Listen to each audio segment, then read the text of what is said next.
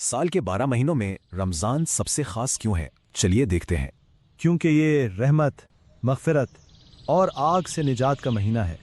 اور اس کی سب سے بڑی وجہ قرآن کا نزول اسی مبارک مہینے میں ہوا۔ تو یہ مہینہ ہے ہدایت کا، روحانی بیداری کا اور اللہ کے قریب ہونے کا۔ اور ہاں، رمضان کا روزہ اسلام کے 5 ستونوں میں سے ایک اہم ستون ہے۔ یاد رکھیں، روزہ صرف ایک روایت نہیں، یہ اللہ کا حکم اور ایک فرض عبادت ہے۔ اس مہینے کی 3 ایسی عظیم فضیلتیں ہیں جو اسے بے حد خاص بنا دیتی ہیں۔ چلیے دیکھتے ہیں یہ 3 فضیلتیں: جنت، رحمت اور تقوی۔ سب سے پہلے رمضان آتے ہی جنت کے دروازے کھول دیے جاتے ہیں، اور صرف اتنا ہی نہیں، جہنم کے دروازے بند اور شیطان قید کر لیے جاتے ہیں۔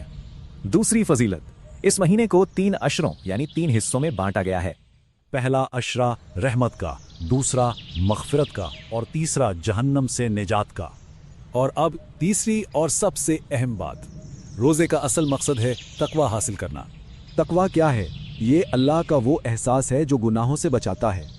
بیسکلی یہ ایک اسپریچول ٹریننگ ہے، اللہ کا خوف، گناہوں سے دوری اور اس کی رضا کی تلاش۔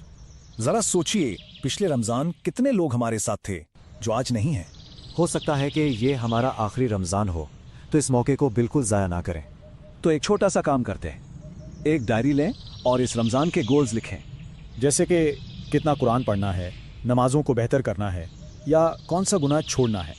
تو سوال یہ ہے کہ اس مبارک مہینے کا اصل مقصد کیا ہے اور اسے پورا کیسے کیا جا سکتا ہے؟